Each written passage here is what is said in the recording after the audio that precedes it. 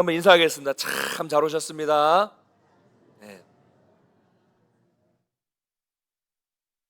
요즘 감기 같은 이 호흡기 질환이 심해요. 저도 지금 한 달째 감기에 시달리고 있습니다. 한번 나았다 싶었더니 방심했는데 다시 걸렸는데 이 목소리가 2주 동안 회복이 잘 안 되고 있어요. 한 번은 감기 때문에 병원에 갔는데 아이를 데리고 갔는데 문을 열자마자 놀랐어요. 병원에 이 아이들과 부모들이 파글파글 막 진짜 틈이 없이 앉아 있어서 이러다간 감기가 보다 더 큰 병에 걸리겠다 싶어서 그 병원을 도망쳐 나와서 다른 병원을 간 적도 있었습니다. 그만큼 요즘에 환자들이 많은 것 같아요. 아마 여러분 중에도 지금 감기와 질병으로 어려움을 당하시는 분들이 계실 것입니다. 근데 이런 생각을 해봅니다. 우리는 이 땅에서 건강하게 살고 싶고 또 행복하게 잘 살고 싶어요. 누구나 그렇죠. 그런데 실제로는 그렇지 않습니다. 원하지 않게 아프고 감기에도 걸리고 코로나에도 걸리고 병에도 걸리면서 고난을 당하는 경우가 많습니다. 인간은 늘 이렇게 고난과 또 육체적인 질병과 죽음에 대해서 늘 고민하고 있어요. 왜 그럴까? 그 문제, 이 고민에 대한 이 문제, 왜 이런 일들이 생기는가를 우리는 오늘 말씀을 통해서 발견할 수 있습니다. 우리가 지금까지 살펴본 창세기 1장의 창조 이야기는 하나님이 중심이었습니다. 하나님이 어떻게 세상을 창조하셨다. 하나님이 중심이었는데 이제 오늘 본문에서는 2장에서는 인간을 부각하고 있습니다. 1장에 나타나지 않는 이야기를 중심으로 보여주는 거죠. 그 이유는 인간을 부각하는 이유는 창조에서 가장 중요한 존재는 누구라 그랬죠? 주인공은 사람이기 때문입니다. 여러분 세상을 창조하신 하나님께서 오로지 관심을 두시는 존재는 다른 존재는 없어요. 오직 인간에게만 관심이 있으십니다. 그럼 그만큼 저와 여러분은 하나님 앞에서 아주 존귀한 존재라는 사실을 다시 한번 기억하시기를 바랍니다. 먼저 우리가 5절과 6절을 한번 같이 읽어보겠습니다. 같이 읽겠습니다. 시작. 여호와 하나님이 땅에 비를 내리지 아니하셨고 땅을 갈 사람도 없었으므로 들에는 초목이 아직 없었고 밭에는 채소가 나지 아니하였으며 안개만 땅에서 올라와 온 지면을 적셨더라. 아멘. 아멘. 지금 무슨 말이냐면요. 모든 것이 다 만들어져 있는 상태인데 다 쳐졌어요. 그 땅을 채울 주인공이 아직 나타나지 않았다. 주인공이 없었다. 이걸 설명하고 있는 겁니다. 모든 것이 다 완비되어 있었는데 막상 그것을 움직일 주인공이 없었다는 거죠. 그래서 하나님은 아직 땅에 비를 내리지 않으셨습니다. 또 경작할 사람이 없었기 때문에 아직 경작할 것도 없었고 초목도 없었으며 밭에는 어떤 채소도 나지 않았습니다. 그리고 그 완비된 이 지구 위에는 오직 안개만 가득 하얗게 이렇게 자욱하게 끼어 있었다는 것이죠. 다른 것은 다 있었어요. 근데 사람은 없고 안개만 가득 찬 상태. 여러분 상상해 보십시오. 여러분 이 상태가 어떻게 느껴지십니까? 뭔가 휑하죠. 휑한 거예요. 저는 이 상황을 머릿속에 그려봤습니다. 다 있는데 사람이 없고 안개만 자욱하다. 상상을 해보니까 좀 무서운 느낌까지 들더라고요. 지난주 목요일에 우리 노회와 다른 노회 목사님들, 장로님들이 함께 35분이 도라산 전망대에 다녀왔습니다. 파주 임진각을 지나서 지도에 보면 임진각까지 나오는데 그 위는 지도가 표시가 안 되는 지역, 민간인 통제 구역 안으로 들어가서 보면 도라산 전망대가 있습니다. 전망대에서 망원경을 통해서 보면 개성 시내가 보이고요. 개성 공단이 잘 보입니다. 그날은 날씨가 좋아서 개성 공단이 아주 잘 보였습니다. 보니까 높은 15층짜리 건물도 있고요. 옆에 많은 건물들이 있는데 다 완비되어 있는데 느낌은 어떤 느낌이었냐면 유령 도시 같다라는 유령 도시와 같은 느낌을 받았습니다. 왜 그랬을까요? 잘 아시는 것처럼 거기에 활발하게 움직여야 될 사람이 아무도 없었기 때문입니다. 또 과거에 IMF로 우리 경제가 어려웠을 때 아파트 공사를 하다가 건설사가 막 줄줄이 부도가 나서 공사가 한참 멈춘 아파트들이 전국적으로 꽤 많이 있었습니다. 뼈대는 다 세워져 있는데 그 안에 아무도 없는 건물을 보면 정말 흉물스러웠습니다. 그런가 하면 예전에는 사람이 많고 활발했던 건물이 폐건물이 되어서 비어있는 것을 보아도 역시 흉물스러워요. 그건 뭐 지방을 가보니까 그런 게 많더라고요. 옛날에 여기 펠리시아 있었던 쪽에도 웨딩홀이 하나 있었잖아요. 그렇죠? 전 어떻게 하냐면 이 지도를 보면 과거를 돌아보면 다 보이거든요. 인터넷에. 그런 것처럼 지역마다 보면 그런 웨딩홀이 크게 있었는데 이제 사람이 사용을 하지 않고 비어 있으니까 팽한 건물들, 흉물스러운 건물들을 종종 보게 됩니다. 이 모든 것이 왜 그럴까요? 그 안에 있어야 될 주인공 누굽니까? 인간이 빠져 있기 때문이죠. 사람이 일하기 위해서 만들어 놓은 개성공단에 사람이 없으니 유령 도시처럼 보이는 것이고, 사람이 살기 위해 만든 이 건물에 사람이 살지 않으니 정말 흉물스럽게 보이는 것입니다.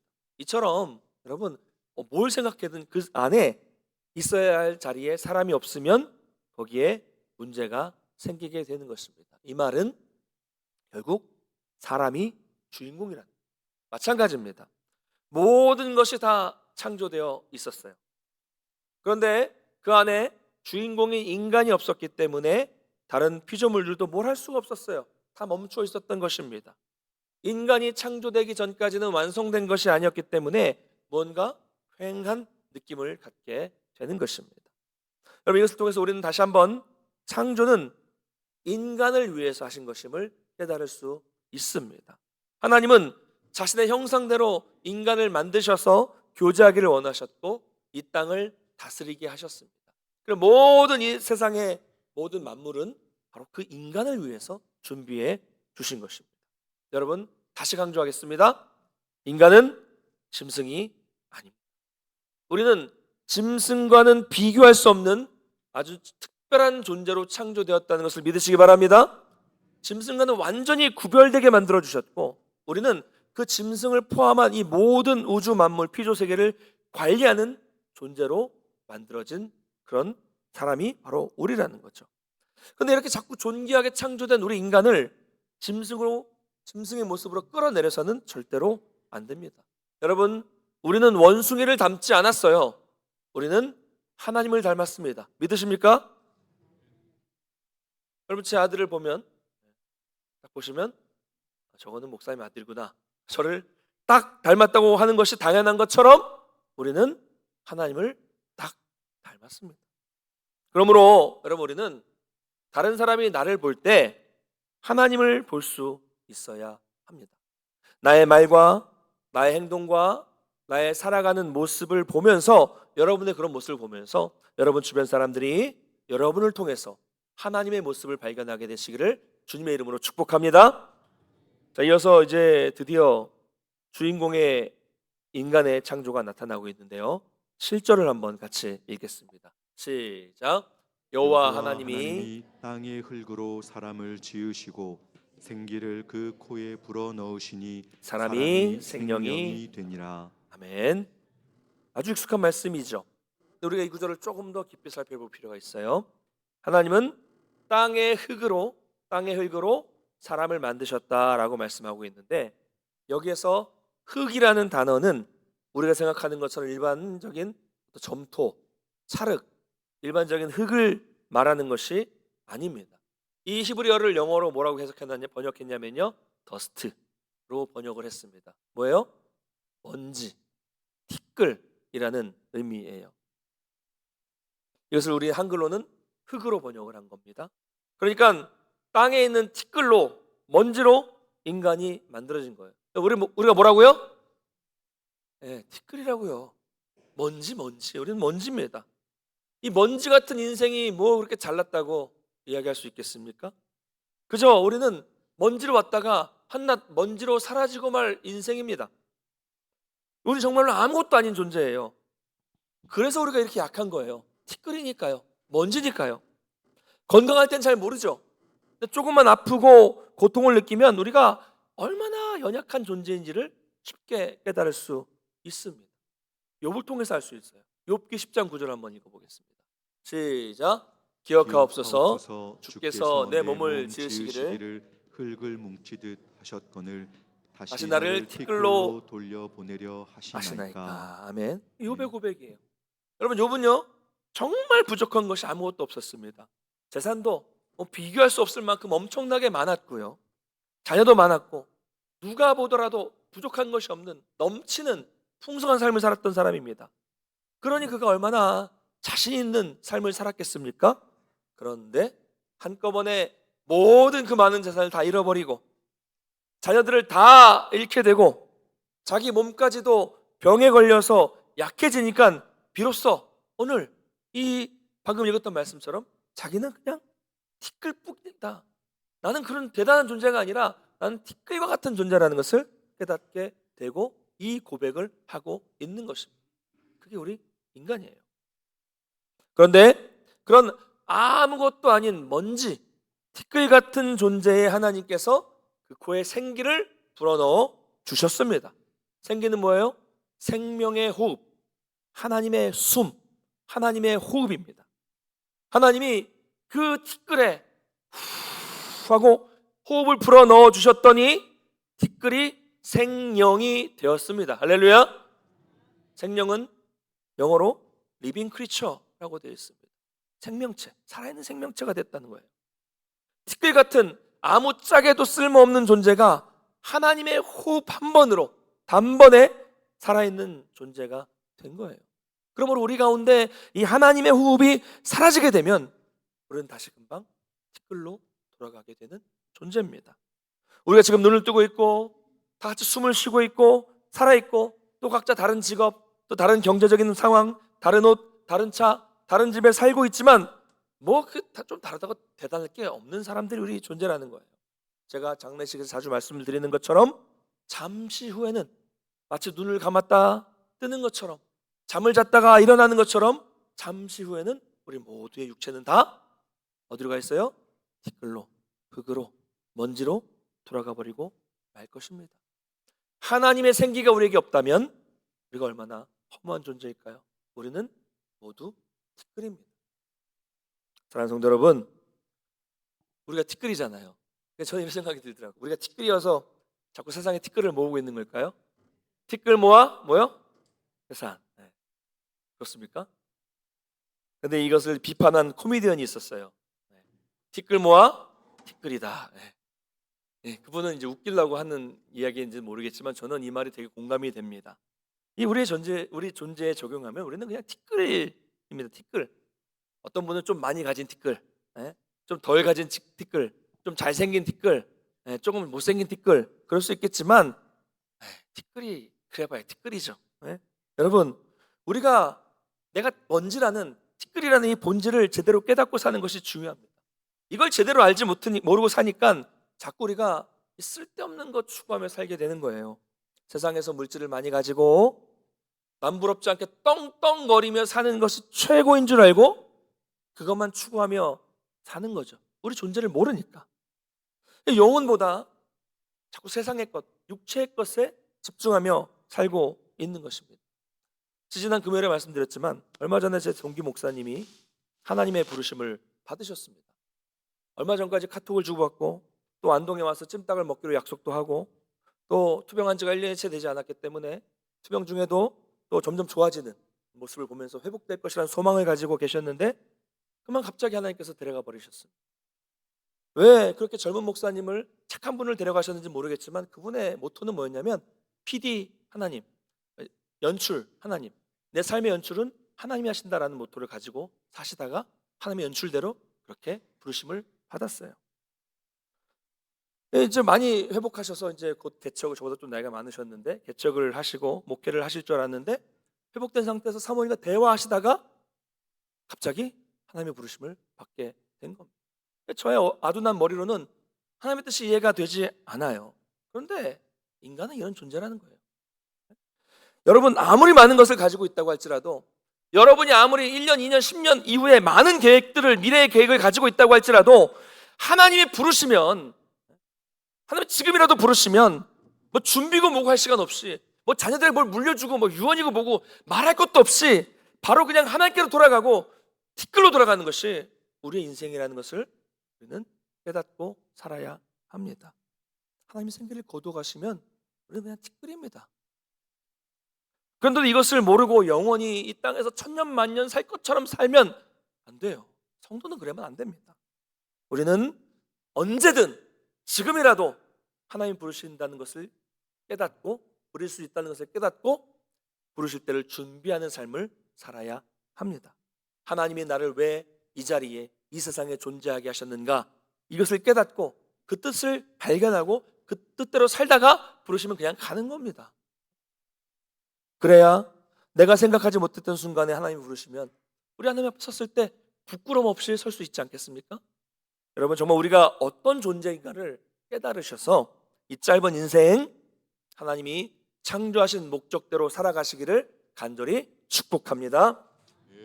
자, 하나님은 이렇게 티끌에게 생기를 불어넣으셔서 창조하셨어요. 그리고 이 인간을 에덴의 동방의 에덴 동산에 두셨습니다. 근데 여러분, 성경이 말하는 에덴 동산은 화려한 곳이 아니었어요. 휘황찬란하고 화려한 궁궐 같은 곳이 아니라 아름답고 예쁘고 소소하게 살 수 있는 곳, 마음껏 그곳에서 뛰놀고 마음껏 먹으며 하나님을 노래하고 하나님과 대화할 수 있는 동산이었습니다. 동산이었어요. 하나님은 이곳에서 하나님의 형상으로 창조된 인간과 함께 교제하고 인간에게 복을 주시며 인간과 사랑하며 살기를 원하셨습니다. 오로지 이 에덴 동산의 모든 것들은 인간을 위해서만 만들어 주셨습니다. 오늘 본문을 보면 에덴 동산에 대한 4개의 강과 여러 가지 이야기가 나오는데요. 물이 많았어요. 그래서 에덴 동산에서부터 흘러나오는 4개의 큰 강이 있었습니다. 이 물이 많다는 것은 생명이 풍성하다는 겁니다. 생명력이 있다는 거거든요. 이런 풍성한 물 가운데 이 에덴 동산 안에는 여러 종류의 나무와 여러 종류의 열매들이 아주 풍성하게 열렸습니다. 그 중에는 특별한 나무들이 동산 가운데 두 개가 있었는데, 하나는 생명나무였고 또 하나는 그 유명한 선악을 알게 하는 나무였습니다. 그리고 구절을 한번 같이 읽어보겠습니다. 시작. 여호와 하나님이 그 땅에서 보기에 아름답고 먹기에 좋은 나무가 나게 하시니 동산 가운데에는 생명나무와 선악을 알게 하는 나무도 있더라. 아멘. 우선 생명나무가 있었습니다. 생명나무는 말 그대로 그것을 먹으면 생명이 되는 나무였어요. 먹을 수 있는 나무. 그런데 에덴 동산에는 생명나무만 있었던 것이 아니라 먹어서는 안 되는 선악을 알게 하는 나무도 있었습니다. 여러분, 사과 아닙니다. 네, 사과 아니에요. 선악과라고 말하지만 선악을 알게 하는 나무가 정확한 표현입니다. 그 이름대로 이 나무는 열매를 먹으면 선과 악을 구분하는 능력이 생기는 나무였어요. 나무의 열매였습니다. 자, 여기까지만 들어보면 뭐 나쁘지 않다, 좋아 보인다라고 생각할 수 있어요. 자, 그것을 먹음으로써 선을 구분하고 악이 무엇인지를 구분하는 능력이 생긴다. 얼마나 멋있는 말입니까? 사탄이 이걸로 속이는 거잖아요. 먹으면 너 하나님처럼 된다. 너도 선악을 아는 일에 하나님과 동등한 사람이 돼서 선과 악을 판단할 수 있게 된다. 이렇게 속인 거예요. 여러분, 그것은 거짓말입니다. 하나님은 이것을 먹는 날에는 17절에 반드시 죽으리라, 옛날 성경에 정령 죽으리라 라고 말씀하셨습니다. 그런데 인간은 그 사탄의 속임수에 속아서 하나님처럼 되고자, 하나님처럼 위에 서서 선과 악을 판단하는 존재가 되고 싶어 했기 때문에 죄를 짓게 됐습니다. 어쨌든 에덴 동산에는 이런 두 나무, 생명나무와 선악을 알게 하는 나무가 있었습니다. 상반된 두 나무가 있었어요. 왜 이것을 동산 중앙에 2개를 두셨을까? 이것은 인간이 선택하며 살라는 것입니다. 생명나무를 선택할 것이냐, 선악을 알게 한 나무를 선택할 것이냐, 이것이 바로 하나님이 인간에게 주신 자유의지였습니다. 자, 그러면 이런 질문을 하신 분이 계실 거예요. 아니, 왜 하나님은 굳이 선악을 알게 하는 나무를 만드셔서 문제를 만드셨습니까?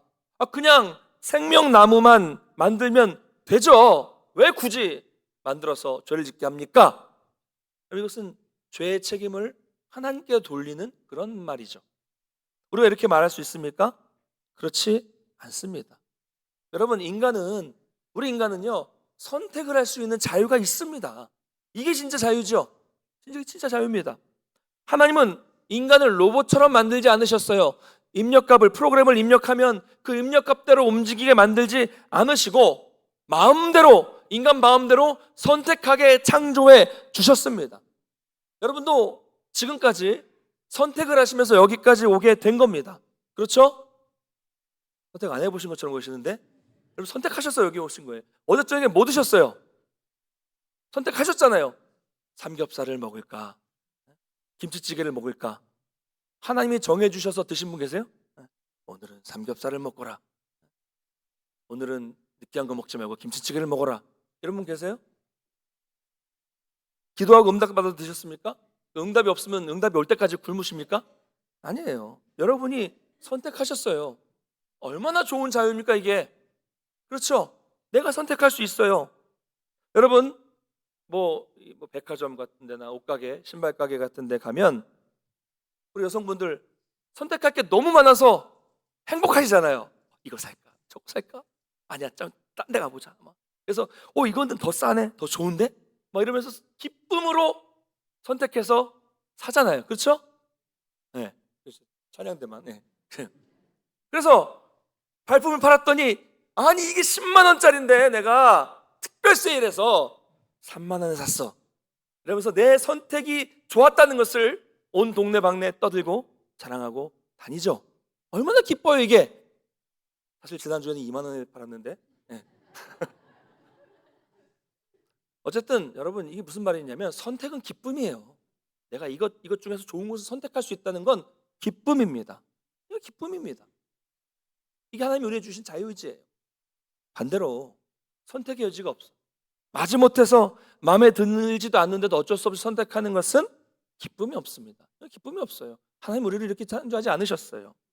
많은 것 중에 내가 좋아하는 것을 선택할 수 있는 것이 기쁨입니다. 그래서 하나님은 인간을 사랑하시기 때문에 선택의 기쁨을 주셨고, 우리는 자발적으로 선택하는 거예요. 내가 선택하는 겁니다. 창조에도 태초에도 인간은 둘 중 하나를 선택할 수 있었습니다. 인간은 죄를 선택하는 것이 아니라 순종을 선택할 수 있었어요. 하나님이 주신 생명나무를 선택함으로써 늘 자신의 위치를 깨닫고 이 생명을 주신 창조주 하나님을 기억하면서 생명 주신 하나님을 찬양하며 영원토록 살 수 있었습니다. 그러나 자기가 하나님의 자리에서 선과 악을 판단하고 하나님처럼 되고 싶은 교만함으로 인해서 결국 죄를 선택하게 된 겁니다. 사탄은 바로 이 부분을 건드린 거죠. 야, 너는 왜 저거만 선택해? 왜 자꾸 저거만 먹어? 다른 것도 먹어봐. 맛이 죽여줘. 효과가 대단해. 먹어봐.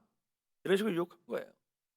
그래서 결국 인간은 선과 악을 판단하기로 선택한 겁니다.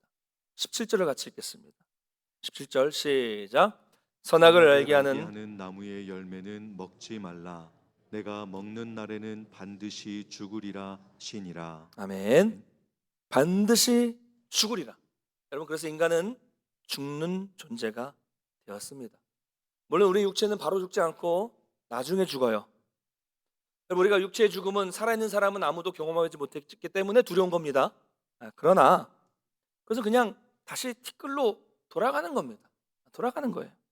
성도는 그 죽음이 두려울 게 없습니다. 돌아가는 겁니다. 어디로요? 하나님께로 돌아가는 것이기 때문에 두려워할 게 아닙니다. 그런데 여러분, 우리는 육신의 죽음을 두려워하지만 이것보다 훨씬 더 무서운 죽음이 있습니다. 그게 뭐예요? 육신의 죽음이 아니라 영적인 죽음입니다. 영적인 죽음은 뭐예요? 하나님과의 대화가 단절되는 것, 하나님과의 교제가 끊어지는 것, 이게 가장 무서운 죽음이에요. 여러분, 말씀을 들어도 감동이 없어요. 간절하게 기도를 하고 부르짖고 기도하는데도 하나님은 침묵하세요. 대답이 없으세요. 응답이 없으세요. 찬양을 해도 예전에 그렇게 눈물을 흘리며 기쁨으로 감격하며 찬양했던 찬양인데 무덤덤하고 입술도 열리지 않아요. 설교를 준비하고 말씀을 읽는데 묵상하는데 아무런 느낌이 없어요. 저는 이게 제일 무섭습니다. 육체의 죽음보다 이게 제일 무서워요. 여러분도 그래야 됩니다. 성도에게는 하나님이 반응이 없으시고 하나님과 교제가 없는 영적 죽음이 가장 무서운 죽음입니다. 선악을 알게 하는 나무를 먹은 아담과 하와는 영적 죽음을 당하고 에덴 동산에서 쫓겨납니다.